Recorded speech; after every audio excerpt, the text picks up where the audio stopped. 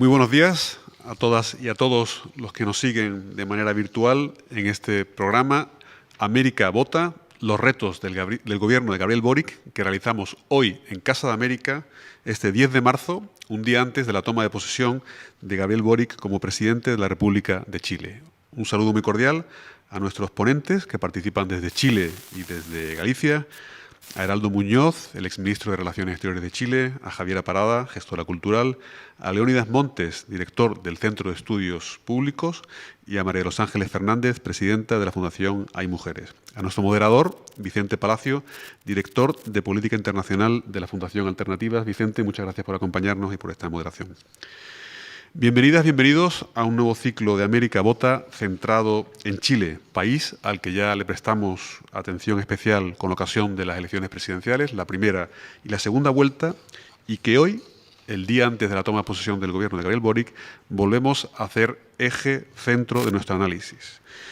Es cierto que el triunfo de Gabriel Boric ha suscitado un enorme interés internacional, no solo en América Latina, sino también en Europa. Por eso, esta mesa, esta conversación, en la que contamos con 4 expertos chilenos o que han vivido largo tiempo en Chile, como es el caso de María de los Ángeles Fernández, que conocen, por lo tanto, a fondo la situación del país y que han estado muy cerca del desarrollo político, social y económico de los últimos años.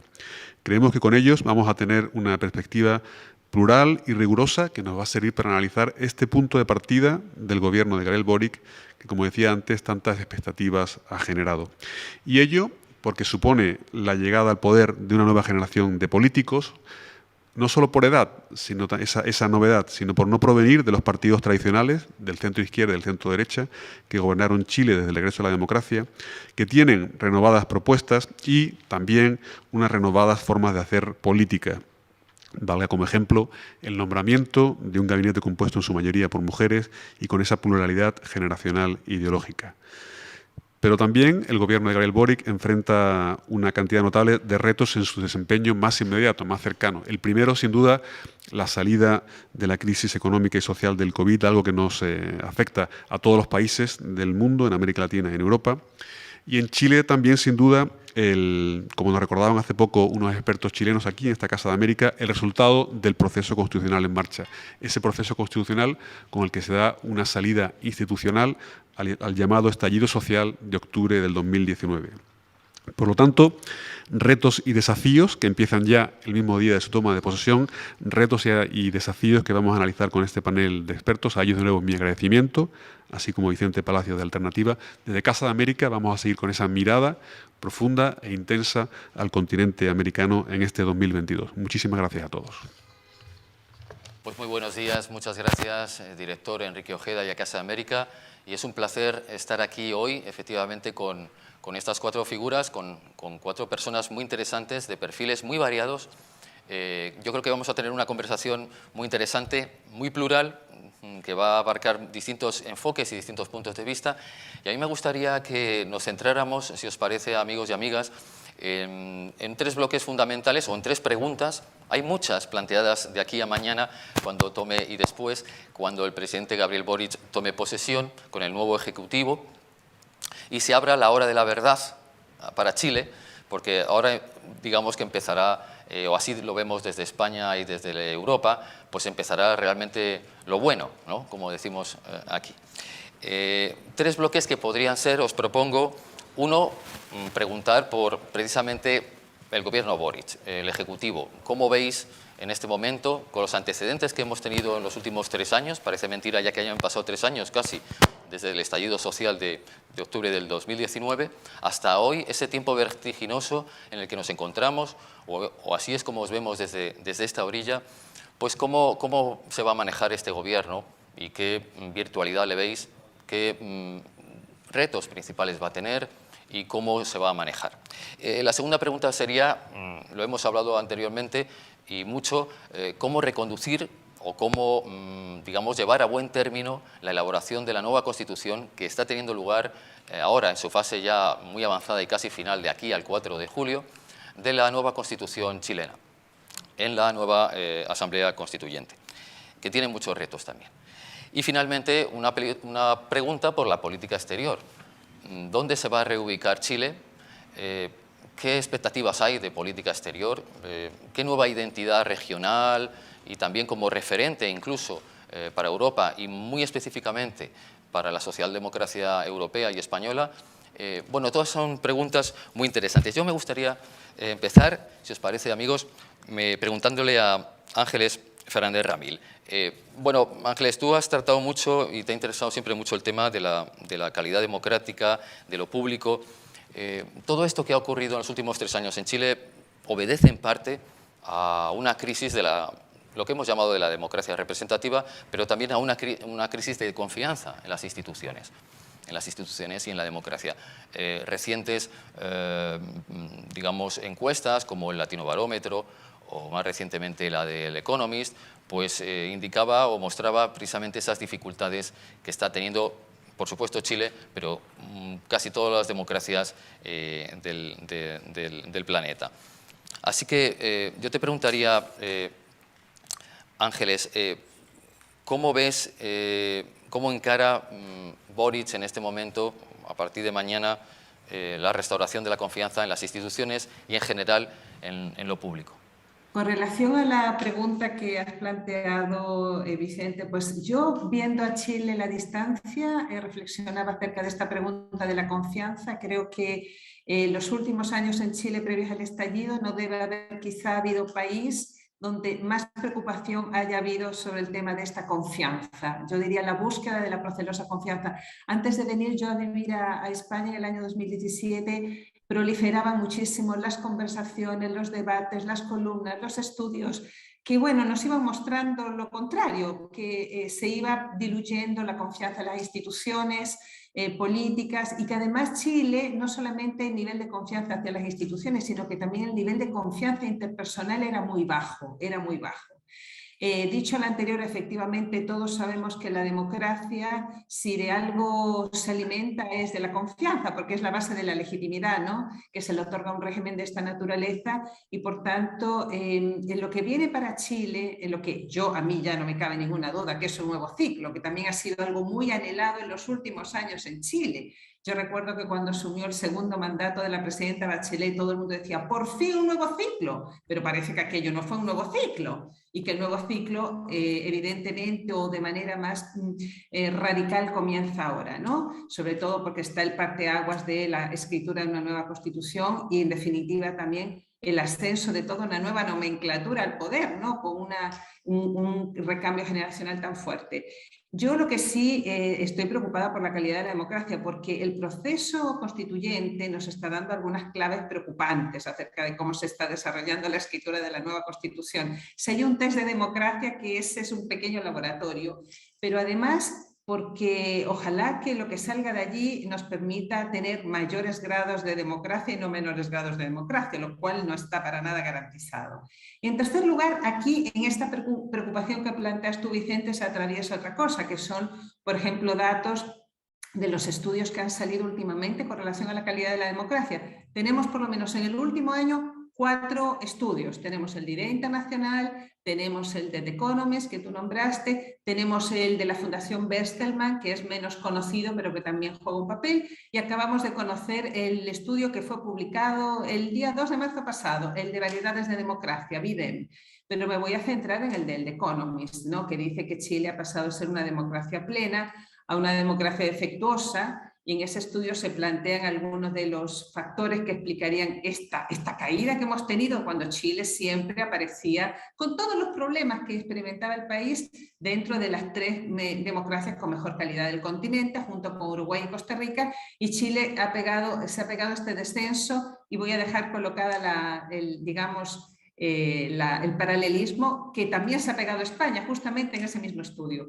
Tanto España como Chile han pasado a ser, por distintos factores y distintas explicaciones, democracias plenas a democracias defectuosas. Y yo aspiro a que lo que está pasando con la reescritura de la nueva Constitución, que realmente es un proceso trascendental para Chile, porque no me imagino qué puede pasar si no tenemos una nueva Constitución. Creo que el país queda un poquitito en el limbo, aunque hay una Constitución vigente, pero desde el punto de vista de la legitimidad, la Constitución del 80 está bastante trizada.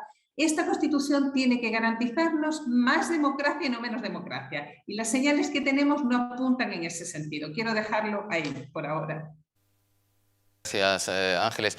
Mencionabas la cierta desconfianza en las instituciones, este reto que tiene enorme el nuevo ejecutivo de Boris por delante, que es reconstruir una idea de país, una idea de la democracia, una democracia avanzada en todos los aspectos. Pero bueno, para eso se ha constituido un ejecutivo que algunos, por lo menos de esta orilla, hemos visto con bastante esperanza.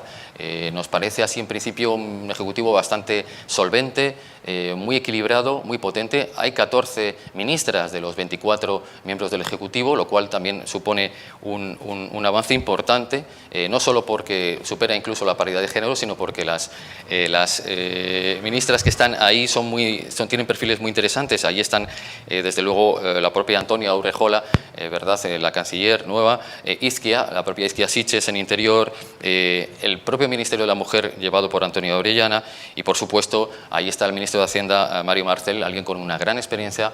En ese sentido, yo me gustaría preguntarle a Heraldo Muñoz, con su larguísima trayectoria, ¿no? de politólogo, diplomático, bueno, y con cierta experiencia de gobierno, ¿verdad? ¿Cómo ves este Ejecutivo?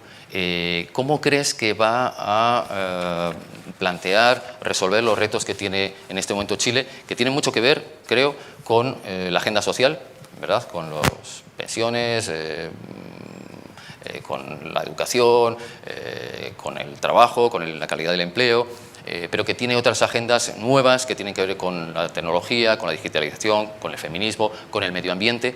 Todos estos temas nuevos, Heraldo, ¿cómo ves de capacitado este Ejecutivo? Bueno, lo que decía, gracias Vicente, y saludos a mis colegas palenistas y un saludo especial a Enrique Ojeda, embajador de España en Chile. Lo echamos mucho de menos, pero sabemos que está en un lugar importante como Casa América, así que muchas gracias. Bueno, mira, el desafío que tiene este nuevo gobierno que se inaugura el día viernes con el presidente Boric es muy importante, representa una nueva generación en primer lugar. Parte de los cambios profundos que han ocurrido en nuestro país desde el 18 de octubre, desde el estallido social, que dejó en evidencia muchas cosas que conocíamos, las desigualdades, los abusos y las cosas pendientes pese a los 30 años de cambios muy significativos, de avance y de progreso en nuestro país. Yo soy de los que defienden esos 30 años. Se instaló un lema de que no eran 30 pesos, que fue el incremento del precio del metro y que fue la chispa del estallido, sino que fueron 30 años. Yo creo que eso no tiene mayor fundamento, pero sí lo que quedó en claro es las profundas desigualdades de todo tipo que aún existían en nuestro país, y ese es uno de los desafíos principales de este gobierno, que se caracteriza por ser una nueva generación, como tú mismo has dicho y has recordado, con una mayoría de mujeres, 58% de mujeres en el gabinete, y con grandes esperanzas. Ahora, yo creo que el primer desafío es cómo manejar esas esperanzas, esas aspiraciones. ¿Por qué? Porque lo primero es que el sistema de partidos ha estado cambiando y las dos alianzas tradicionales perdieron la última elección. Tanto la de la centroizquierda, constituida por la izquierda del Partido Socialista, Partido por la Democracia, Partido Radical, con la democracia cristiana, pierde a manos del Frente Amplio y el Partido Comunista, y en la derecha sucede lo mismo. Se instala la ultraderecha, la candidatura de Kast, derrotando a la de Lavín y otros de los candidatos que representaban más bien a la derecha convencional. Entonces, el primer desafío es cómo se gobierna, y el presidente Boric no va a tener mayoría en el Congreso. Y por eso que la conformación del gobierno es distinta, no es la conformación de la Apruebo Dignidad, es decir, del Frente Amplio con el Partido Comunista, y el presidente, reconociendo esto y lo que pasa en la segunda vuelta, cuando gana con el apoyo de fuerzas que no eran parte de su coalición, invita al gobierno, al Partido Socialista, al Partido por la Democracia, al Partido Radical, al Partido Liberal, entendiendo que evidentemente había una competencia e incluso fricciones antes de ese momento. Así que yo veo con esperanza lo que viene, en tanto se manejen bien las expectativas, que son altas, y creo que hay capacidad e inteligencia en el gobierno para que eso ocurra, y las primeras señales van a ser importantes en ese sentido, y ahí, bueno, hay muchas cosas en juego. ¿Cuáles van a ser los primeros proyectos de ley? ¿Cuáles van a ser las primeras medidas? ¿Y cuál es el apoyo que van a contar en el Congreso?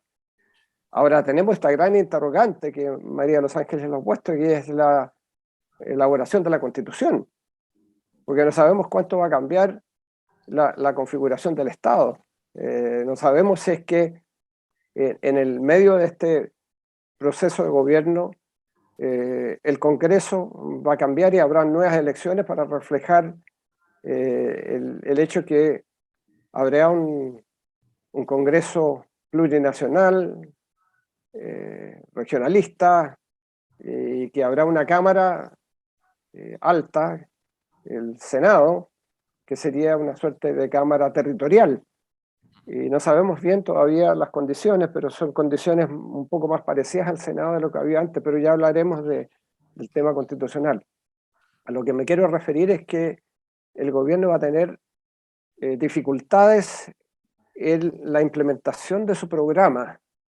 Y ahí lo más importante, a mi juicio, es aprobar una reforma tributaria, avanzar hacia un nuevo pacto tributario, porque el gobierno ha dicho que tiene que levantar 5 puntos del PIB en 4 años para financiar todas las reformas sociales fundamentales, y probablemente se van a concentrar en salud, en pensiones como cuestiones fundamentales, en educación probablemente. Ahí van a estar los ejes fundamentales de cambio, para lo cual se necesita este financiamiento. En Chile eso es fundamental, porque la elusión y la evasión es enorme. En Chile la tributación es 20,7 puntos, cuando en la OCDE es alrededor de 34 más o menos. Y por lo tanto eso es absolutamente fundamental. Y no es fácil, porque el gobierno de la presidenta Bachelet levantó 3 puntos del PIB y no fue fácil. Pero teniendo a Marcel en Hacienda, yo creo que eso es una garantía de la búsqueda de acuerdos. Geraldo, tú nos estás hablando de algo muy importante, creo, disculpa, que has aludido a la desigualdad, ¿no?, como uno de los mayores retos, algo que nos es familiar en Europa, desde luego, porque creo que es una batalla global, y en Chile también se va a dar esa batalla. ¿Cómo se resuelve ese problema, máxime aún en esta última fase de la pandemia y con toda la reconstrucción que queda por delante? Volveremos a esto, y esto que comentabas de la constituyente y de la Constitución y de los retos del Senado, en fin, de si vamos a un sistema unicameral o no. Vamos a ir a eso un poquito después, pero yo le quería preguntar a Leónidas Montes, como alguien que sigue y que tiene un espíritu muy crítico sobre todo este proceso, y que lo conoce muy bien y de primera mano, en relación a la agenda del nuevo gobierno, porque Heraldo mencionaba el tema de la reforma fiscal. Yo me pregunto si aquellos elementos que han sido más tradicionales de buena gestión en lo que se conocía el centro derecha en los últimos 20 o 30 años en Chile, o sea, que era sobre todo el tema de la seguridad, un tema que se ha puesto de nuevo de manifiesto en la campaña electoral, en las últimas presidenciales, el tema de la inmigración en el norte del país, el conflicto mapuche, tenemos todo lo relacionado con el narcotráfico. Toda esa agenda de seguridad y toda la agenda también de lo que era la estabilidad macroeconómica, que eran dos elementos muy importantes para el centro derecha especialmente, que era, digamos, su zona de confort. ¿Cómo crees que estos dos elementos los va a digerir y gestionar el gobierno de Boric? Vicente, gracias a Casa América por la invitación, y a Enrique Ojeda, que fue un gran embajador de España, más que un embajador, como dijo por ahí Roberto Mata, un ensubidor de España en Chile. Y es un honor para mí poder compartir esta conversación con María Los Ángeles, Javiera y Heraldo, que son grandes analistas y conocen la realidad de Chile demasiado bien, diría yo. Ahora, en cuanto tú hablas de que yo he sido muy crítico, yo sacaría el muy, yo ahora me he puesto crítico, yo hasta hace un tiempo era moderadamente optimista, para usar un término más bien liberal de lo que estamos viendo en Chile. La realidad, los desafíos que tiene el presidente Boric son realmente formidables, no solo en lo político, ¿ya? Sino también en lo económico.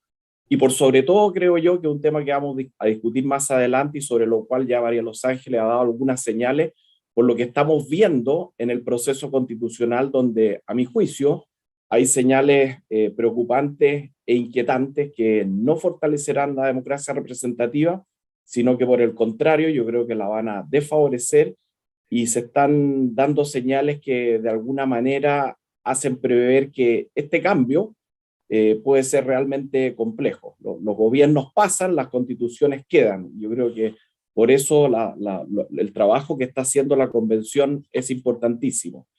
En términos, después podemos hablar de eso, yo les puedo dar algunas cosas que hemos estado siguiendo que tienen que ver con ideas más intelectuales, con análisis de métodos digitales, cómo estamos viendo este proceso, que es un tema que vamos a discutir en el próximo bloque. Pero respecto a tu pregunta, a lo que estamos viviendo en inseguridad, que tiene que ver también con la confianza. Chile está viviendo una crisis de confianza significativa hace muchos años, no solo desconfianza en las instituciones, sobre todo en el Congreso y en los partidos, sino que también la desconfianza interpersonal, que es un tema que hemos venido observando hace bastante tiempo. Eso también se ha reflejado y es parte de lo que explica lo que fue el estallido del 18 de octubre. Lo notable de ese estallido del 18 de octubre es que si nosotros hacemos un repaso de lo que fue esa historia, se declaró inmediatamente el estado de excepción con toque de queda. Después hubo una marcha pacífica de 1,2 millones de chilenos en Santiago, que fue notable el día 25 de octubre. Hubo un cambio de gabinete de inmediato. Yo recuerdo que creo que esto es importante, que estuvo Manuel Castells acá en Chile con Ernesto Tone y estuvo en el CEP, y él estuvo el día 6 de noviembre en medio de todos los incendios, etcétera, y Manuel Castells dijo: oye, ustedes los chilenos, ¿por qué se sienten tan excepcionales? Esto es algo que se está viendo en todo el mundo. Yo no entiendo por qué ustedes ven esto como algo único, se miran solo el ombligo.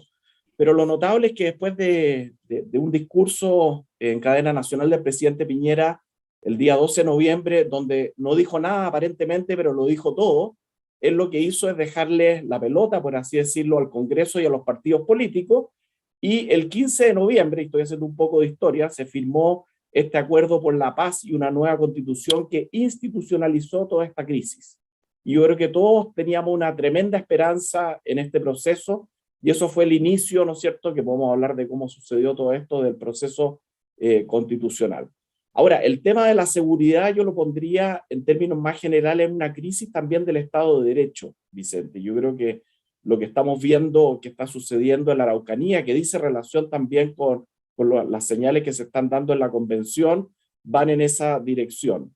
Ahora, en términos políticos, tal como tú lo planteas, yo creo que el presidente Boric ha dado señales muy tranquilizadoras, ha sido muy institucional, ha dado un giro significativo hacia la socialdemocracia, y uno de los grandes desafíos que tiene, creo yo, es mantener esa línea socialdemócrata, porque no es fácil, y yo creo que Javiera sabe mucho más al respecto, cómo administrar una coalición como el Frente Amplio y cómo administrar hoy día una política donde tenemos 20 partidos representados en el Congreso. Yo creo que eso es un gran desafío que hace aún más formidable lo que tiene por delante el presidente Boric.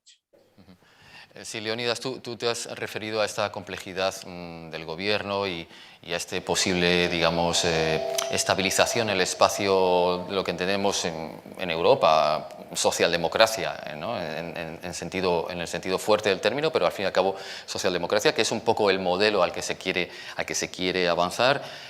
Nos ha fascinado mucho todos los realineamientos, ¿no? Y las transformaciones dentro del propio Frente Amplio, dentro de los propios posicionamientos internos, que van a continuar, como estáis diciendo, por la entrada de partidos, Partido Socialista, Partido Radical, todos, el PPD, todos estos partidos menores, pero que han sido fundamentales para sostener, y que lo van a ser en los próximos meses, al gobierno de Boric.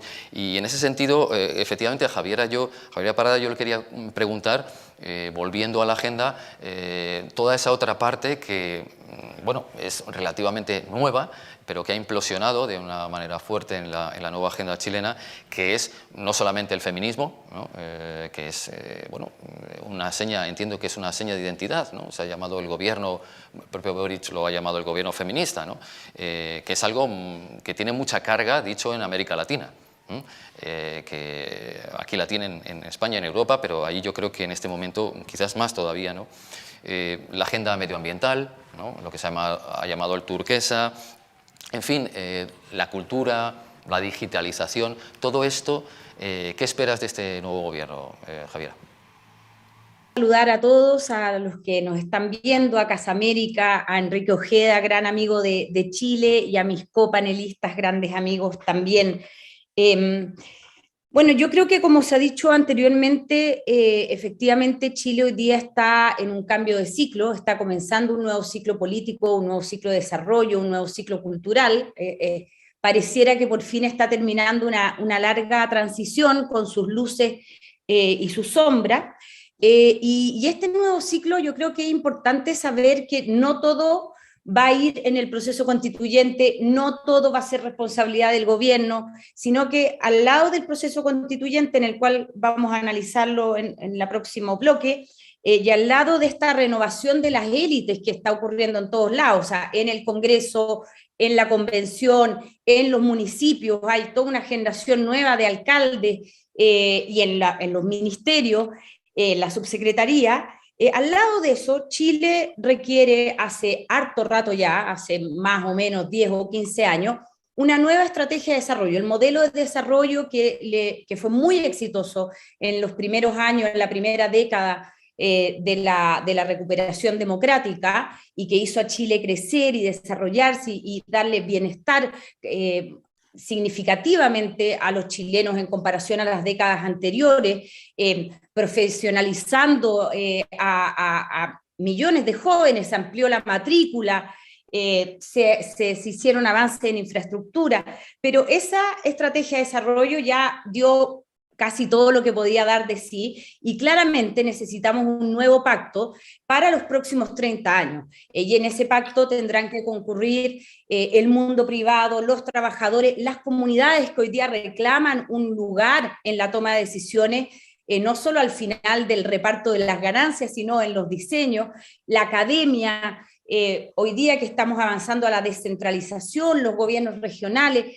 Sin esa estrategia de desarrollo es imposible que cualquier gobierno pueda dar respuesta a las demandas sociales tan sentidas por la población, ¿no? Y ahí estos nuevos temas que tú nombras han entrado con mucha fuerza, ¿no? O sea, Chile, por supuesto que para dar respuesta a estas demandas sociales requiere ampliar quizás su matriz productiva, pero además hacer más verde la matriz ya existente, ¿no?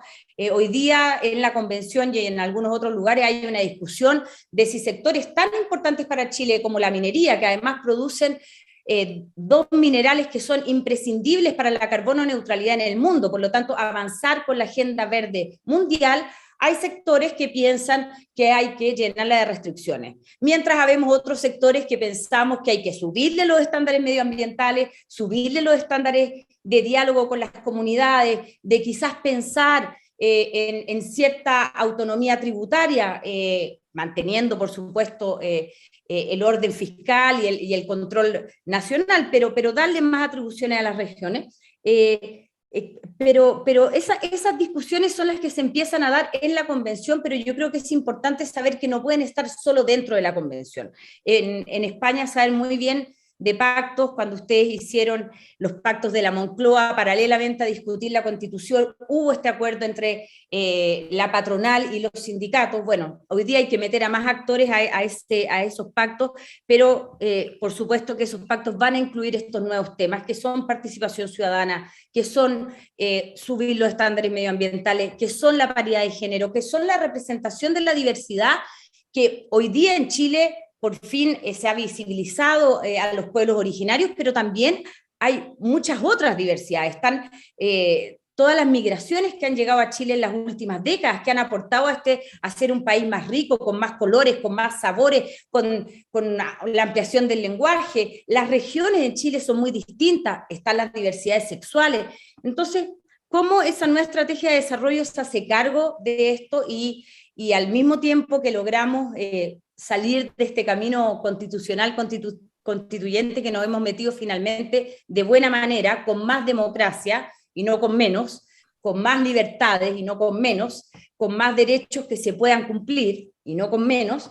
Al mismo tiempo logramos sentar a todos estos actores diversos a la mesa para hacer carne una nueva estrategia de desarrollo que no se haga cargo solo del desarrollo industrial y económico, sino de la incorporación de estos nuevos temas, tan sentidos por la ciudadanía, que se vieron en el estallido y que hoy día estuvieron en la elección. Yo creo que el presidente electo encarnó muy bien estos temas y están en la convención. Estabas mencionando asuntos que en paralelo se van a tratar tanto por la parte de la agenda del gobierno, y también se discutirán en el Congreso y Senado, pero también en la Convención Constituyente. Y es un poco donde va a parar todo esto, porque efectivamente, como habéis ya sugerido, el presidente Boric se la juega en que salga bien todo este proceso constituyente. Necesita, de hecho, una base, digamos, jurídica y constitucional para llevar a cabo reformas en muchos terrenos, algunos de los que estáis mencionando. Y la verdad es que tenemos aquí poco tiempo, quizás, ¿no? Porque de aquí al 4 de julio tendría que estar ya la Constitución terminada y consensuada y salir a plebiscito en septiembre. Con lo cual, ahí se nos plantean algunas preguntas, por lo menos vistas desde esta orilla. Una cosa que nos sorprende es el cierto grado de rechazo que existe todavía en este momento por parte de un sector de la ciudadanía, o de desconfianza hacia los trabajos de la propia constituyente, de la propia Asamblea. Yo le quería preguntar a Ángeles Fernández, Ramil, un poco cómo ves esto, porque hablabas antes del tema de la confianza en las instituciones y en la democracia. ¿No es paradójico que al mismo tiempo que se le dio grandes poderes y una gran energía e impulso en su momento a la Convención, ahora se desconfíe de ella? ¿A qué se debe esto y cómo se puede revertir esta desconfianza? Efectivamente, Vicente, yo creo que parte de esta búsqueda de la confianza, la procelosa búsqueda de confianza que lleva desatando Chile por lo menos los últimos 15 años, por poner una fecha, desde que empezamos a tener datos del deterioro de las instituciones. Yo me acuerdo haber escuchado al politólogo, chilenólogo también, norteamericano, Peter Seadelis, decir que a partir del año del primer gobierno de la presidenta Bachelet, a partir de ahí empezamos a ver datos de cómo la credibilidad de las instituciones, que como bien se decía aquí, se focalizaba la falta de credibilidad en los partidos, en el Parlamento, se empezó como a pulverizar muy rápido. Se venía, porque además esto es sintomático casi en todas las democracias en el mundo, ¿no? La falta de credibilidad de las instituciones fundamentales de la democracia. Pero en Chile, a partir de ese parteaguas, empezó un poco a deteriorarse. Y la Constitución, como tal, este camino, este itinerario es fundamental para recuperar la confianza. Yo no estoy de acuerdo, he escuchado a algunas personas que dicen que, bueno, si esto termina como termina y la mayoría de la población chilena lo desaprueba, aquí no ha pasado nada porque no somos un país sin leyes, tenemos una constitución, pero el problema es que es una constitución que si ya venía bastante horadada desde el punto de vista de su legitimidad, ahora realmente puede ser vista como papel mojado. Entonces, es fundamental que este proceso resulte relativamente bien y, como bien habéis dicho aquí, creo que el principal interesado en todo esto es un Gabriel Boric que ha mostrado unos arrestos de madurez y de sensatez y de moderación increíbles, ¿no? Que son dignos de celebrar. Porque yo creo que él también siente que no puede ser una constitución partisana, así lo ha dicho él. Tiene que ser una constitución que pueda recoger consensos básicos y hasta ahora esas señales no las tenemos. Como bien tú decías, Vicente, curiosamente, pues la ciudadanía, junto con tener mucha esperanza en este proceso, empieza a mostrar signos de desconfianza a través de distintos instrumentos demoscópicos que lo miden. Y yo creo que aquí han jugado, bueno, los que están al interior de la Constitución, del proceso constituyente, son actores interesados, dicen que hay una campaña de desprestigio hacia afuera. Y los que están hacia afuera, dicen, oye, pero el proceso constituyente no es una especie de instancia sacrosanta que no podamos cuestionar. En democracia todo es posible de ser cuestionado, o sea, faltaría más que no pudiéramos disentir. Y estamos un poco en eso, y la verdad que las primeras señales que se observan de algunos aspectos que se estarían aprobando por los famosos 2/3, pues la verdad que dan señales para la inquietud. Y yo creo que aquí, bueno, han pasado muchas cosas, porque además hay actores que han conformado esta instancia, donde hay un señor Rojas Bade que creó de sí mismo un personaje, ¿no?, para llegar allí, que obviamente él por sí mismo es una bomba de tiempo para tener confianza en el proceso. Un hombre que mintió acerca de su condición, hizo campaña creando un personaje de sí mismo, ¿no? Esta Constitución, para recuperar confianza, tiene que pensar que tiene que asentarse en consensos básicos. Y esos consensos básicos, incluso me atrevería a decir que van más allá del famoso guarismo de los 2/3. O sea, esto pasa mucho y no está pasando por ahora, porque las personas que fueron designadas en este trascendental rol tengan la percepción de sí mismas del rol que están llamadas a cumplir y ejerzan alguna suerte de autocontención política, cosa que no se ve. Pero bueno, ahí esto ya es una apelación a las características o a la performance que tendrían que tener los actores de este proceso. Dicho esto, creo que hay muchos mitos instalados dando vueltas. Por ejemplo, que un Estado cuasi federal pues va a ser ya la plenitud de los tiempos. Yo anoche estaba viendo una frase del famoso Juan José Lins, que nadie de los cientistas sociales podrá poner en sospecha, gran politólogo, donde él dijo en una conferencia que dio justamente en la Universidad Complutense de Madrid, que existe una tendencia a considerar que el federalismo acerca el gobierno a los ciudadanos y, por tanto, es en principio más democrático que los estados unitarios, olvidando que a veces los estados unitarios pueden asegurar una mayor igualdad entre todos los ciudadanos. Estas son las paradojas que enfrentamos. ¿Y para qué decir del tema de la plurinacionalidad? Cuando él decía en esta misma conferencia que el pluralismo se fortalecerá no por la representación proporcional en gran número de instituciones sociales, sino por la existencia de muchas instituciones diversas con sus propios valores y tradiciones distintas. O sea, yo creo que de repente tiene que ver un poco por las características del proceso, como bien decía Leonidas, cómo surgió el Pacto por la Nueva Constitución en un momento de mucha convulsión, y fue la respuesta que dio la política a un momento de gran convulsión social. En ese sentido, yo recupero, ¿no?, el sentido de la política, lo que eso significa y a lo que además Boric concurrió a firmar. Pero de todas maneras, Ángeles, te estás refiriendo a un tema muy, muy importante. Es verdad que aún así la energía y la lluvia de ideas, ¿no?, que se ha ido produciendo en todos estos meses anteriores, desde el inicio de la convención, aunque un poco, por lo menos desde fuera visto, y tú nos estás explicando un poquito desordenada a veces, un pelín caótica en algún momento puntual, sin embargo tiene esa virtualidad de dejar abiertas las energías y las ideas, ¿no?, que estaban pululando, circulando por el país, y que de alguna manera, como dices, bueno, pues tienen que ser canalizadas y canalizadas a través de un consenso básico, consensos transversales, que los llamamos aquí, porque si la Constitución no es de todos o de todas, no es Constitución. para que esa Constitución tiene que ser de todos y todas. Es así, creo que como muy bien dices. En ese sentido, Leónidas, porque creo que tenías un compromiso y quizás tenías que abandonarnos un poquito antes, yo quería volver a ti, Leónidas, en este punto. Así, como una ráfaga, 3 puntos de fricción y cómo se resuelven. En este momento, Ángeles hablaba hacía apelación al nuevo régimen político. Lo que se está planteando en este momento, en febrero ya se han lanzado algunas posibles normas que se llaman por 1000 y pico, me parece. Algunas de ellas hacen referencia, o se está haciendo referencia, al Congreso unicameral, a la desaparición del Senado.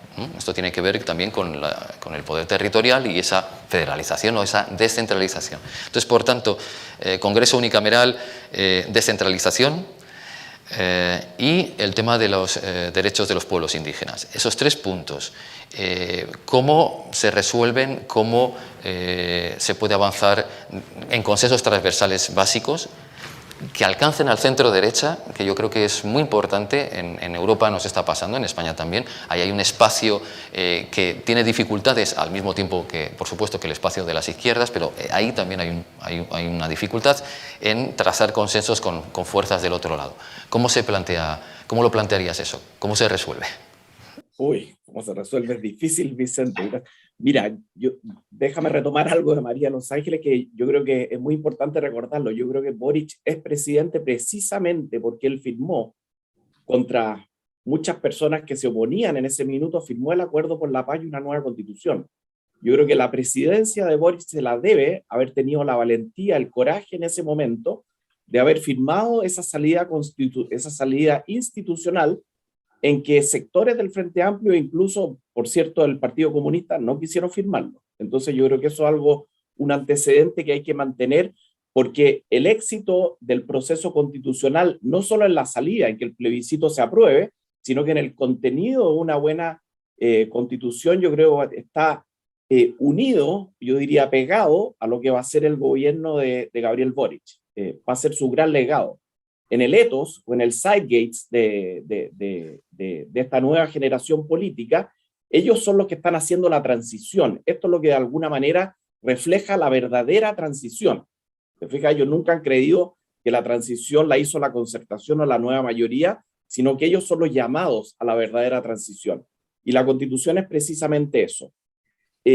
Los 3 temas que tú colocas son los temas inquietantes, lo que estamos viendo ahora, en términos de régimen político, en términos de justicia.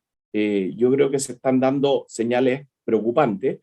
Y antes de ir a lo más particular, déjame ir a algo más intelectual, porque yo creo que es importante ver lo que está sucediendo. Por ahí Sartre decía que las ideas son armas cargadas, ¿no es cierto?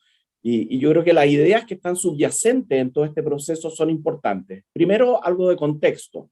La elección acuérdate que la apruebo, una nueva constitución, tuvo un 80% masivo de la ciudadanía.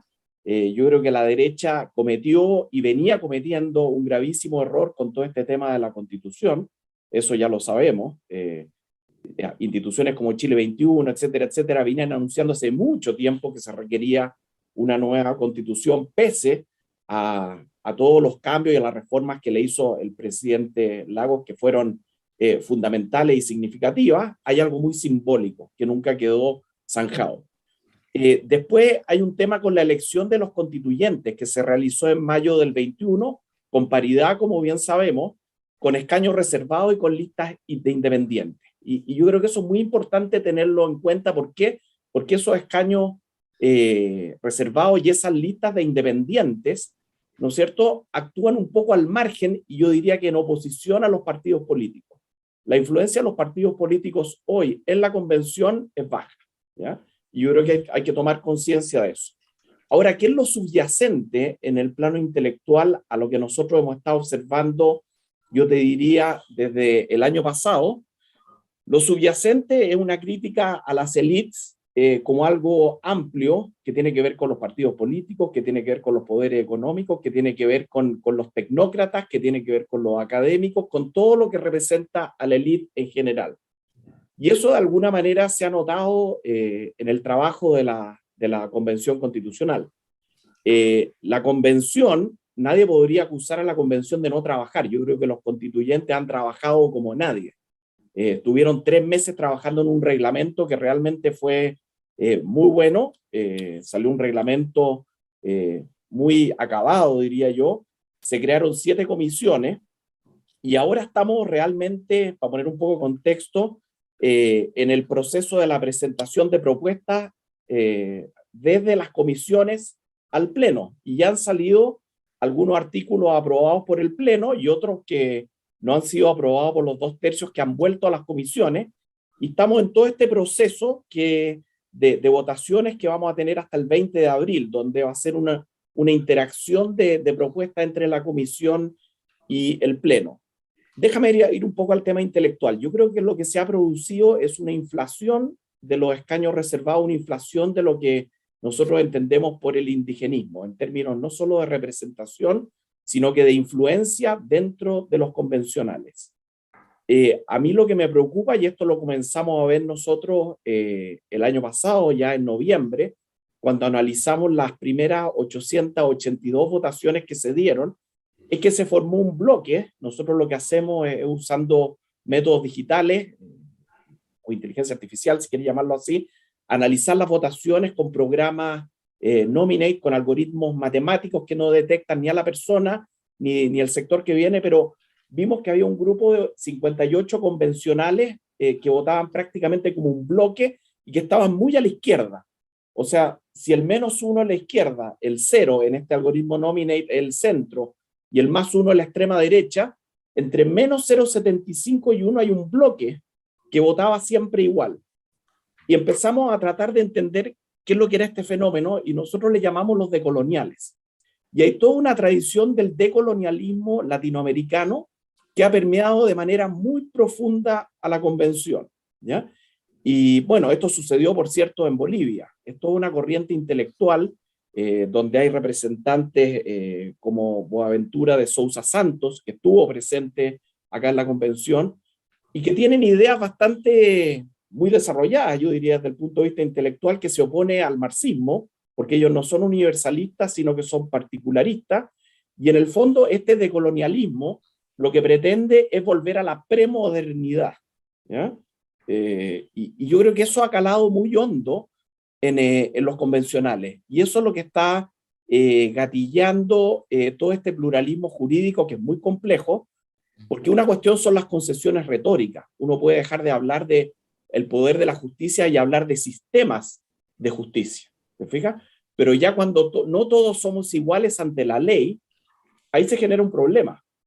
Yo me recuerdo haber escuchado la presentación ante la comisión de ¿cómo se llama?, de Sousa Santos, y él proponía que se podrían considerar los latigazos, ¿ya?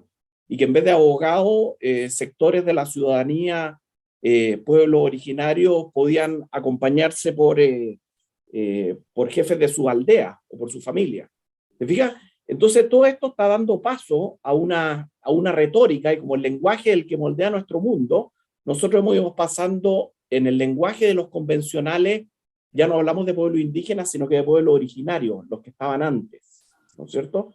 Ya no hablamos tampoco de diversidad, que es un concepto que para todo el mundo liberal es muy comprensible, que es el respeto a los demás y la convivencia, sino que hablamos de disidentes. ¿Te fijas? Entonces todos estos cambios retóricos se han ido dando en lo que es la discusión del régimen político, en lo que es este pluralismo jurídico, que es muy complejo. En cuanto al régimen político, se está hablando de un Estado, ahí María Los Ángeles hablaba de este federalismo, que es lo que se está proponiendo ahora, de alguna manera, de fragmentar al país no en regiones, sino que en provincias, y todo esto guiado por esta fiebre identitaria, que me gusta hablar a mí de ese término, donde la influencia de los decoloniales, de los pueblos indígenas, ha sido, a mi juicio, exacerbada, lo que no se comprende porque es difícil de entenderlo, aparte del tema intelectual. ¿Por qué? Porque en Chile los pueblos indígenas representan aproximadamente un 12% de la población, es muy distinto al caso de Bolivia. Entonces yo creo que se están dando señales inquietantes, y hay artículos que ya han quedado que dan la sensación de que este pluralismo jurídico puede ser muy complejo. Está entendido, Leonidas. Todos esos asuntos de fondo, ¿no?, que implican posicionamientos, digamos, de mayor calado intelectual y que incluso conectan con, digamos, corrientes a nivel ya panamericano, ¿no?, incluso global, de revisionismo o de darle otra vuelta, digamos, a lo que es el universalismo y a cómo se constituye, digamos, un Estado republicano, ¿no?, donde se asegure, digamos, la igualdad de derechos y el reconocimiento de todos, de la diversidad. Todo esto es un debate realmente rico, enorme, pero yo sí que quiero ahí poner, digamos, levantar una lanza por la posibilidad, que esperamos que se materialice, de que todo este proceso y de que toda esta, digamos, corriente que atraviesa, digamos, que lleva con ella un montón de elementos muy heterogéneos, al final se vaya canalizando, se vaya depurando y vaya un poco, digamos, orientada al bien común, y a un consenso transversal entre todas las fuerzas, o entre las fuerzas mayoritarias. En ese sentido, estabais mencionando que la Convención ha ido de alguna manera un poquito por su lado hasta ahora, y digamos, el proceso, digamos, más constituido, ¿no?, y más oficial y político ordinario ha ido por otro. Ahora tendremos que ver cómo el presidente Boric, a partir de mañana ya, pues empieza a intervenir o de alguna manera en ese proceso. Porque decíamos al principio que, o por lo menos es la sensación que nos da desde aquí, que se la juega en todo esto que salga bien. Y mi pregunta entonces para Heraldo sería, enlazando con lo que comentaban los anteriores, Leónidas y demás, realmente, ¿cuándo crees y cómo que el presidente va a intervenir? No digo ya personalmente o por personas, digamos, o por la cadena de mando, digamos, ¿no?, a través de sus representantes también en los parlamentos, en los partidos. ¿Cómo se va a intervenir en ese proceso de manera que se creen esos consensos transversales, de manera que la Constitución no descarrile?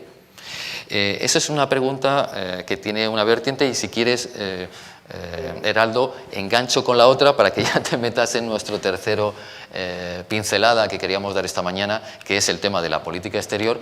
También, ¿cómo crees y cuándo y cómo debería intervenir Boric en la reubicación de Chile en el panorama, digamos, regional, multilateral? Estamos hablando también de la nueva situación de CELAC, del pacto migratorio, de Escazú, de una serie de retos y de compromisos que tiene que liderar Chile en este momento. Así que, pregunta, ¿cómo y cuándo crees que va a intervenir Boric, el nuevo presidente, en estos dos terrenos? Hay mucho que debatir y el tiempo es corto, pero yo quisiera tomar algunas de las cosas que han dicho mis colegas también. A ver, yo mantengo un cierto optimismo racional respecto al futuro, incluso del proceso constituyente. Por una razón bastante sencilla que ha sido recordada por Leonidas y por otros. El 15 de noviembre a mí me tocó firmar el acuerdo por la paz y una nueva constitución, y de esa manera, en un momento extremadamente difícil, se encontró un camino de salida para modificar la Constitución, permitir el plebiscito y que se eligiera la convención constituyente que está elaborando el nuevo texto. Así que en momentos difíciles hemos sabido salir adelante. La convención es un proceso más complejo. Déjame tomar un par de cosas antes de entrar a eso. Yo creo que el nuevo gobierno se va a caracterizar por ir a los cambios estructurales hacia un nuevo modelo de desarrollo sustentable, verde y azul, respetando la naturaleza, cuidando los mares, pero claramente con gradualidad, y no dejando de lado algunas cuestiones urgentes. Y con eso quiero retomar muy brevemente el tema de la seguridad, tanto en la macrozona sur, en el Wallmapu, donde la perspectiva del nuevo gobierno será buscar el diálogo, ir a las raíces del problema, escuchar mucho a las regiones, a los gobernadores, para ver cómo se abordan esos problemas, particularmente en el norte por la migración. La percepción que yo tengo es que ahí se va a trabajar mucho con los gobernadores, con los delegados propios que el gobierno ha nombrado, buscando entonces soluciones integrales y no simplemente la militarización como en el caso del Wallmapu. Entonces, esa es una perspectiva, yo diría, que da cuenta de que esos son problemas que hay que resolver y que la gente tiene que tener seguridad, que tiene que existir un Estado de Derecho, que tiene que existir orden y tranquilidad. Y eso yo creo que va a estar, pero con una perspectiva distinta. Es un enorme desafío, sin embargo. No es fácil atacar algunos problemas que son realmente muy, muy profundos. Así que yo quería decir eso. Y luego, respecto En relación a a la la política. Constitución, claro. Por cierto, el presidente tiene que apostar a que salga bien el proceso constituyente. No puede, habiendo sido uno de los impulsores importantes de una nueva constitución, que esto salga mal. Y por lo tanto, si bien es cierto que no podrá intervenir directamente porque la convención tiene autonomía en la elaboración de sus textos, él es parte de una coalición y la coalición está representada. Es verdad que la elección de los convencionales se produce en el punto más alto de, diría yo, del contraste entre élite versus pueblo. Y hace tiempo que en Chile ha estado diluyéndose el eje izquierda-derecha. Y por cierto, ha decaído mucho la politización partidista. Y hoy día, bueno, el 80-90% de los chilenos se declara no partidario de ningún partido político. Pero en el momento de la elección de los convencionales es cuando más se expresa esta contradicción élite versus pueblo. Y por eso que llegan, además del hecho de que se acuerda que sea paritario, pero que hayan escaños reservados, llegan entonces personas que representan esta rabia, esta molestia contra las élites, muchos independientes, la lista del pueblo que se desmorona por la razón que insinuó ya María de los Ángeles, y muchos otros que expresan entonces esta contradicción que cuando tú ves en otro momento político la elección del Congreso es distinta. Ahí hay casi un balance entre derecha y izquierda, por tomarlo, decirlo así. Entonces, yo creo que al presidente, o por lo menos la coalición del presidente, tiene que asumir que necesita que el proceso constituyente salga bien. Hay algunas áreas donde eso aparentemente está ocurriendo. La primera elaboración de la Cámara Territorial, que reemplazaría al Senado, prácticamente no tenía ninguna facultades. Y ahora, después de que ha habido movimiento de los convencionales que están con los partidos que apoyan al gobierno, eso ha estado cambiando, además de que hubo resistencia del propio Senado. Y aparentemente se está recuperando las facultades más parecidas a la del Senado, y este unicameralismo entonces parece ser un bicameralismo, pero distinto al que hemos conocido hasta ahora. Entonces, yo creo que se van a ir produciendo esos cambios. Yo he leído todos los artículos que han sido aprobados por 2/3 y que van a ir a la Carta Fundamental. Y hay algunas cosas bien importantes, la inamovilidad de los jueces. Claro, hay otras cosas que no quedan muy claras todavía. ¿Qué es esto de que Chile es un Estado regional y plurinacional? El regionalismo todavía no está muy claro. Las asambleas regionales no sabemos exactamente cuáles van a ser sus facultades hasta ahora. Parecieran estar limitadas. De modo que yo creo que falta mucho tiempo todavía. Y por último, porque no tengo más tiempo, aunque me gustaría abordar varios otros asuntos, por la política exterior.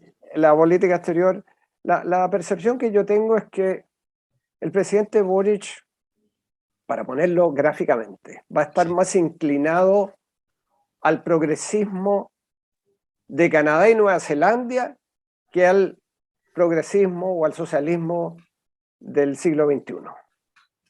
Y que va a representar una alternativa no de tercera vía, porque creo que eso es equivocado, eso fracasó, no vale la pena entrar en eso, sino que de un socialismo democrático distinto, no aliado con Nicaragua y Venezuela. Por cierto, Boric ha sido extraordinariamente crítico de lo que pasa en esos dos países, en esos dos regímenes, y tanto es así que el propio Maduro se ha referido a Boric y a otros como parte de una izquierda que quiere agradarle al imperialismo o algo por el estilo, ¿no?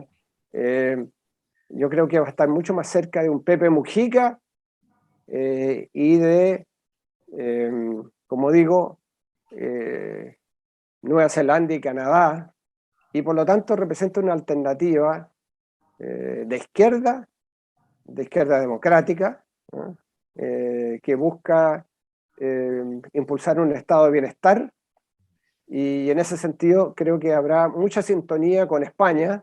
Yo creo que hay una gran posibilidad que la relación con España se profundice aún más, y con Europa en general, porque ahí están representados muchos de los valores: democracia, respeto a los derechos humanos, cambio social, cambios estructurales hacia un estado de bienestar. Yo creo que por ahí se va a mover el presidente. Yo creo que representa una alternativa interesante. Si es reelegido nuevamente Lula en Brasil, si se elige a Petro en Colombia, signos de interrogación, eso va a ir constituyendo algo, a mi juicio, diferente, pero creo que el presidente Boric va a tener una sintonía mayor con aquellos que están por cambios profundos, por un desarrollo verde, Esa sintonía que mencionas, disculpa, Heraldo. Y por el respeto del Estado de Derecho. El Estado de Derecho. Esta sintonía que mencionas es un poco la percepción que se tiene de este lado, de esta orilla, que realmente se va hacia esa convergencia, en un sentido muy amplio, digamos, de visiones, y que hay un espacio grande para la colaboración. Yo no sé si, Javiera Parada, en relación a lo que mencionaba Heraldo, y por ir cerrando ya nuestra conversación, en relación al nuevo papel regional de Chile, del Chile de Boric, y más específicamente a la posibilidad de configurarse como un referente para la centroizquierda o para la izquierda, para la socialdemocracia, o como que se quiera llamar, socialismo democrático, ese nuevo socialismo democrático latinoamericano. ¿Cómo lo ves posicionado? ¿Crees que va a funcionar? ¿Qué posicionamientos o qué realineamientos ves ahí en relación a los vecinos? Heraldo comentaba la posibilidad ya muy real de que desde luego en unos pocos meses el presidente Bolsonaro salga y sea sustituido muy probablemente por Lula, al menos es lo que todas las encuestas siguen apuntando insistentemente, y eso va a producir un cambio fundamental en toda América Latina y quizás a nivel multilateral. Realmente, ¿cómo ves ese posicionamiento ahora mismo, haciendo virtud de la agenda doméstica, de todo lo que tiene que llevar a cabo Boric? ¿Se va a constituir como un referente? ¿Tú apostarías por eso? ¿Crees que lo puede conseguir?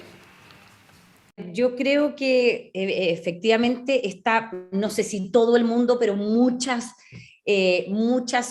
países, muchos dirigentes, muchas organizaciones de la sociedad civil pro democracia, derechos humanos, mirando con mucha atención a Chile, porque aunque este país es tan flaquito y queda al final del mundo, cada ciertas décadas les da por hacer unos experimentos que inspiran al resto del mundo. O sea, a ningún otro país se le había ocurrido que se podía llegar al socialismo democráticamente. Aquí hubo un grupo de personas que lo intentaron, fracasó ese intento, pero lo intentaron. Luego a ninguna dictadura se le había ocurrido, o a ninguna fuerzas democráticas que querían recuperar la democracia, se les había ocurrido que eso podía ser a través de un plebiscito que imponía la dictadura, y pues en Chile ocurrió, y luego tuvimos una comisión de reparación, de justicia y de verdad, que también fue modelo para otras transiciones. Y la verdad es que el 2019, tal como decía Manuel Castel, hubieron estallidos en muchos lugares del mundo, y creo que el único país que decidió porfiadamente, nuevamente, insistir en la vía institucional para salir de la crisis fue Chile. Y por lo tanto creo que es una lucecita de esperanza de que todavía las instituciones nos sirven para ponernos de acuerdo y por lo tanto tener instrumentos para controlar la emergencia de la ultraderecha y la ultraizquierda que tan mal le hacen a la democracia. Voy a volver al comienzo. Este cambio de ciclo tiene varias aristas, varios lados, tiene este proceso constitucional que intenta solucionar un problema constitucional que, como decía María de los Ángeles, viene desde hace mucho tiempo. O sea, hay algunos que evidentemente creen que desde la misma promulgación de la Constitución, pero yo diría que nuestro sistema democrático a partir del 2006, que es el primer movimiento pingüino, luego el 2011, que es el gran movimiento estudiantil, aparecen los movimientos medioambientales, la diversidad sexual, y nos empezamos a dar cuenta que los partidos de alguna manera empiezan a dejar de cumplir su rol y la democracia deja de ser vista como el espacio de transformación social, y nos damos cuenta que hay ciertas demandas, pensiones, que no son solucionadas por el sistema político, que empieza el problema constitucional salir de un grupo de académicos, un grupo opuesto a la Constitución del 80, y empieza a haber una conciencia más popular y general de que hay un problema de la estructura institucional que hay que solucionar. Y por lo tanto, eso es lo que le permite a la clase política en medio del estallido pensar que esta vía institucional puede ser una manera de canalizar parte de esas fuerzas que desbordan el sistema democrático en el estallido. Y eso al lado de la irrupción de esta nueva generación política, hay que decir que con todo el respeto, cariño y admiración que le tenemos a la generación que encabezó la recuperación democrática y las primeras 3 décadas de la democracia postdictadura, ha habido una dificultad muy grande por la emergencia de nuevas figuras, de nuevas generaciones. De hecho, entre la generación que recupera la democracia y la que entra ahora al gobierno y que está en la convención y que entró a los municipios, hay más o menos 2 generaciones que ya no gobernaron nomás, y es así. Entonces, esta emergencia de estas nuevas generaciones que efectivamente vienen con una otra manera de ver la política, ya no es la política solamente de clases, los partidos ya no van a ser partidos de clases como fueron en el siglo XX, hay nuevas demandas, y sí, hay esta nueva política de la identidad que le ha servido a los grupos que se autoperciben como parte de esos grupos para avanzar en conseguir sus derechos. Pero bueno, todo esto que está ocurriendo en Chile junto hace que haya mucha atención sobre lo que está pasando aquí. Yo tengo los mejores deseos para el gobierno, espero que le vaya bien, creo que la ampliación de la coalición que pensó el presidente electo Boric es muy importante, no fue simplemente un cálculo electoral. En Chile ya tenemos la experiencia de querer hacer cambios sin tener amplias mayorías sociales y políticas, sufrimos el horror que eso puede producir, y por lo tanto creo que una de las grandes cualidades del presidente Boric es entender los procesos sociales que ya hemos vivido y la necesidad de la conformación de mayoría. Y lo mismo espero que ocurra, aunque comparto la preocupación de mis copanelistas en el proceso constituyente. El proceso, la Constitución, creo yo, no puede ser la suma de las distintas demandas, sino que tienen que hacer los acuerdos mínimos fundantes de las reglas para quien gane las elecciones, sea la izquierda, la nueva izquierda, la derecha, la centro derecha, puedan gobernar con esa Constitución. Y si bien, debido a la característica del momento en que fue la elección de los constituyentes, como decía Heraldo, la derecha tiene una representación muy mínima, todos los que vivimos en Chile y que conocen a Chile sabemos que la derecha tiene alrededor de un 40% histórico, y parte de esa derecha votó apruebo en el plebiscito, o sea, fueron parte de ese 80% de la aprueba, aunque muy tímidamente, porque la verdad es que la gran mayoría se identificó con el rechazo, pero creo que es muy importante, más allá de la calidad de las normas, que es importantísimo, como cómo se va a definir, cuál es el órgano que va a definir en el pluralismo jurídico quién ve cada caso, cuáles van a ser las atribuciones de las nuevas asambleas regionales, pero más allá de la calidad de las normas, a mí lo que me preocupa, me quita el sueño, es cómo conseguimos que esta constitución del nuevo ciclo no sea una constitución de la revancha, que no peque de los mismos pecados que peca la actual constitución, que no sea un programa de gobierno y que no deje afuera a la mitad de la población.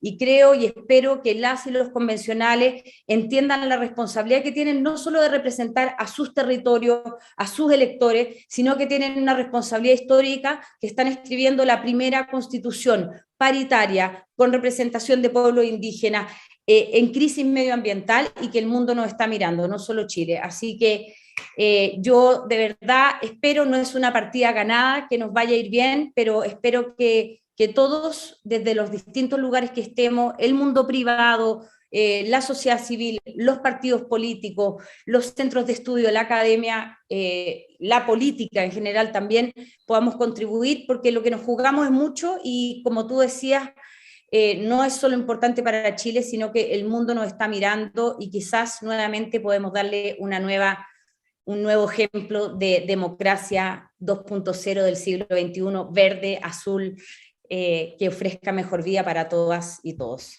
Ojalá que sí, es un gran momento, y yo resumiría lo que dices, Javiera, un poco predicar con el ejemplo. Es lo que se espera ahora mismo de Chile, lo que esperamos, que predique con el ejemplo y que sea un referente, que salga bien, que todo salga bien y que se convierta en un referente para los vecinos, para la región y más allá, por supuesto, también para Europa y para España.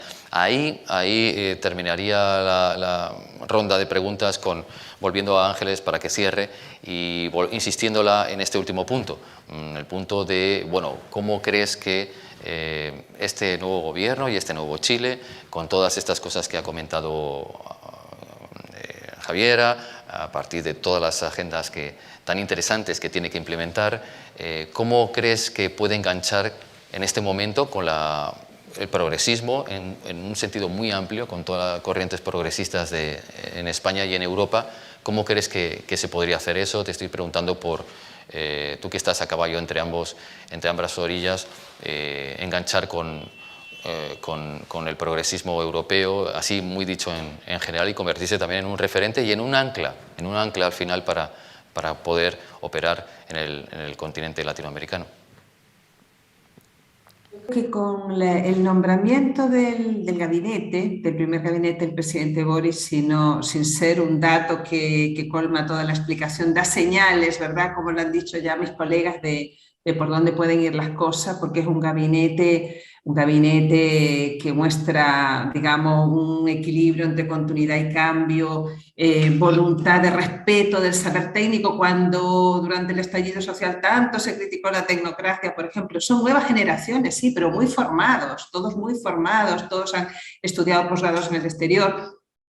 Y yo la expectativa que tengo, Vicente, es que Chile siga ostentando. Sé que en este minuto el mundo está preocupado de la guerra, venimos de salir de una pandemia, pero como bien dice Javiera, Chile es un país pequeño en términos materiales porque no tiene es el más largo del mundo, pero es un país que no tiene tanta extensión, no tiene tanto territorio, no tiene tantos habitantes, pero sí ha ejercido siempre un influjo hacia los grandes centros mundiales, al mismo tiempo que se ha visto muy influido por lo que pasa en los grandes centros. Una relación de va y viene que lo ha llevado a tener una suerte de liderazgo conceptual, ¿no?, que creo que fue un término que alguna vez se usó mucho en Chile. Yo donde lo veo, este tema del progresismo, con un aterrizaje muy concreto, porque es uno de los temas, cada uno de nosotros aquí seguramente tiene un ámbito de la realidad que lo obsesiona. A mí me interesan los temas de género, nuevamente con el gabinete del presidente Boric, este gabinete paritario, donde además el Ministerio de la Mujer y Equidad de Género va a estar instalado en el corazón de las decisiones políticas, es decir, donde se corta el queque, como decimos en Chile, en el comité político, da nuevamente una señal progresista y de mucha vanguardia con relación a lo que son los mecanismos para el acto de la mujer en América Latina, donde obviamente el ministerio es lo máximo, pero además no va a estar colocado en una esquina del aparato del Estado, va a estar en el centro. Y creo que va a ser para mí, yo voy a estar mirando con mucha detención lo que pasa con la bandera feminista, porque bueno, es muy fácil que un gobierno diga soy feminista, ecologista, pacifista, europeísta, todos los istas del mundo, pero creo que en este caso concreto además, y por esto va a conectar y debería conectar muy fuertemente con las agendas progresistas, porque Boric está ahí por el voto de las mujeres. Es muy fuerte lo que pasó en Chile en términos de movilización electoral, además del voto de las mujeres más jóvenes, ¿no? Donde además los jóvenes venían, hombres y mujeres, mostrando mucha distancia con la política y absteniéndose de votar. Entonces yo tengo mucha esperanza, creo que lo que pasa en Chile nuevamente es un laboratorio fascinante para que le interesan los procesos sociales y espero que al final del día todas estas cosas que estamos viendo en torno al proceso constituyente, que a veces a mí me asalta la duda de si va a salir de aquí la primera constitución woke, la constitución del despertar, porque a ti te faltó una cosa, Javiera, esta no es la democracia 2.0, esta es la constitución del metaverso. O sea, tienes que dialogar con ese mundo que viene y yo en ese sentido creo que todas estas conversaciones como la que está auspiciando Casa de América y todo lo que está pasando en Chile, el debate, las críticas, el coro catastrofista, todo esto es bueno porque introduce un disenso que puede actuar como elemento de autocorrección del proceso que está llevando adelante ahora los propios convencionales. Decía Heraldo, bueno, también la coalición del presidente que tiene presencia ahí dentro del proceso constituyente debería tener conciencia de que es el presidente el más interesado que esto salga bien. Pero además el clima de debate público, con todas las, digamos, aprehensiones que pueden estar surgiendo, es importante para que los convencionales entiendan que tienen que llegar a esos mínimos comunes básicos para que sea la casa de todos, si no una constitución, como bien dice Javiera, de la revancha sería la peor derrota que podríamos experimentar. Sí, así es. Bueno, muchísimas gracias, Ángeles, por cerrarlo así, con estas palabras. Y nada más, amigos y amigas, pues agradecer a la Casa de América y a su director, Enrique Ojeda, en particular, y por supuesto a los 4 contertulios, Ángeles Fernández Ramil, Leonidas Montes, Heraldo Muñoz y Javiera Parada. Yo creo que hemos puesto sobre la mesa unas cuantas claves que nos van a ayudar a entender lo que pase a partir de mañana, de la toma de posesión del nuevo presidente, Gabriel Boric, en Chile, y estaremos atentos y espero que continuemos esta conversación porque, como has dicho, Ángeles, al final esto, bueno, pues está empezando. El disenso y los consensos son elementos para seguir hablando y para seguir actuando, y eso es lo que se requiere ahora. Así que muchas gracias a todos y hasta pronto.